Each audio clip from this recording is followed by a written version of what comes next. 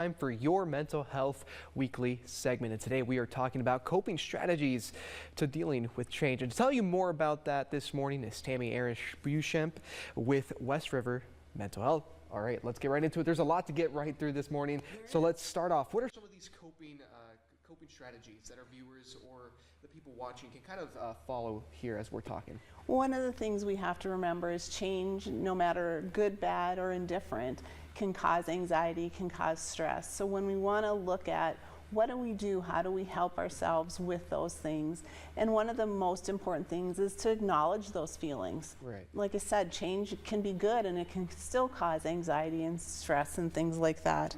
I think really practicing self-care, recognizing this is bothering me, what do I need to do, getting some exercise, eating right, getting good sleep, just practicing some self-care. Things like, what can I control? Right. What within that change can I maybe break into pieces and control bits and pieces of it? And, talking a little bit about that, what are some, programs or kind of people available here in Rapid City or around Dakota Territory that people can kind of use in order for them to, maybe follow some of these strategies or some of these tips that you just gave? Right.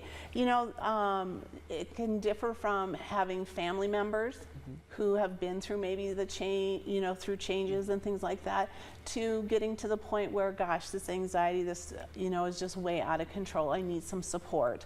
So then, looking for a professional, whether it's a counselor, a therapist, or someone like that that can help with, working through, the changes and things like that. Sometimes it becomes so overwhelming that people freeze and feel like I can't change, I can't make this decision, I can't do these things. So then it becomes more of what we call like an adjustment disorder, where there is more need for professional assistance. Gotcha. And with that in mind, what are some more strategies that our viewers can kind of take into mind here? Really, I think looking at setting realistic goals, we talked about that. I think looking at what have I done in the past?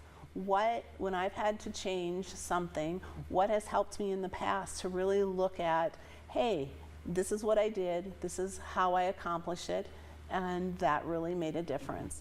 Different things like getting that support from family and friends, looking at how can I control that anxiety, that depression, things like that. All right, well, thank you for the insight for some of these strategies that our viewers can kind of learn more about.